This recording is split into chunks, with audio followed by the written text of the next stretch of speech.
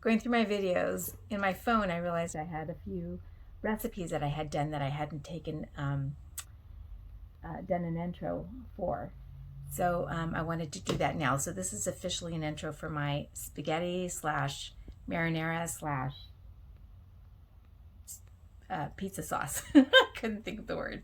I'm using Roma tomatoes, so the sauce is not as bright and vibrant as maybe you're used to in a spaghetti sauce. It's more of an orange color, but the taste is phenomenal. I promise you that. I didn't put any chili flakes in this particular batch, but that is something that I do frequently. So by all means, if you have a taste for something a little spicier, then I suggest you put some chili flakes in there, and that'll just bump it up to another level. Anyways, let's jump into the video, and be sure to like and subscribe, and I will see you later. And here I have some Roma tomatoes. As you can see, I cut off any kind of little impurities that I saw there, since these were extra ripe tomatoes. You can use any kind of tomatoes that you have in the fridge or handy. Make sure you wash them, dice them up roughly, and they will be going into your stew pot. Have your pot ready and get some olive oil out. I'm coating the bottom of this pan with some olive oil. I can't talk, guys. Sorry about that. Then I'm going to go ahead and get my tomatoes, pop them in there. I'm going to get an onion, dice it up, and put that in there as well. I'm using the whole onion. I'm going to get some garlic cloves. I think I probably used about 5 of them because I do want that taste in there. Dice that up really good. Pop those in there. And then I gave the whole thing a pretty good stir. I did have the heat on high at this point so that it can start cooking down some of that moisture in the tomatoes, excuse me, and in the onions. I went to my garden and I saw that I had some really nice basil and I had some rosemary. So I brought those in from my garden and put them in the pot. I don't always have such good looking herbs. Sometimes they look really sad, and yeah, I don't know what happens. Give that a really good stir. Now I'm going to start adding some oregano. If you have fresh oregano, that's wonderful. If you don't, do what I did, and I'm just putting some dried oregano in there. And I'm not measuring it, I'm just eyeballing this whole thing.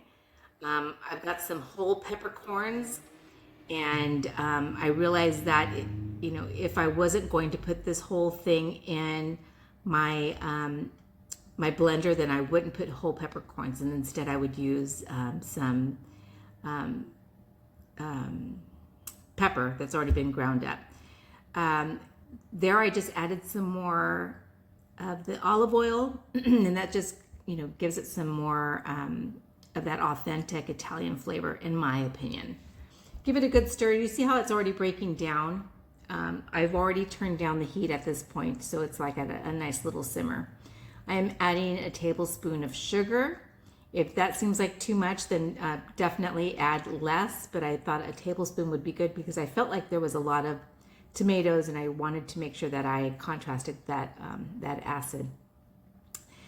Here you see what it looks like after it's been simmering probably for about 20-25 minutes, and you can see how it's really come together pretty good.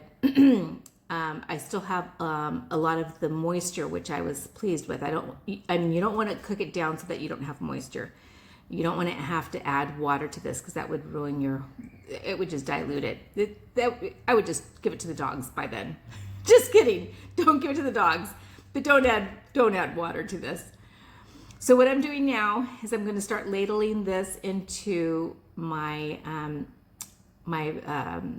blender. I do have a high-powered blender, so this is going to just solidify the whole thing. It's going to be wonderful. If you don't have a high,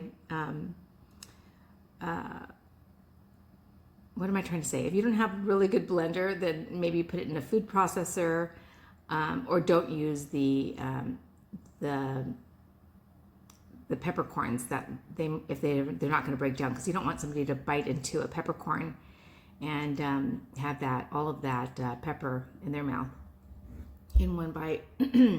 So that's basically what I'm doing, is just getting it all out of my pot, putting it in my blender, and then I'm going to just puree the whole thing. So here I've grabbed a couple of my mason jars. I'm going to be putting the excess sauce in these and storing them. I'll put one in the refrigerator and maybe the other one in the freezer.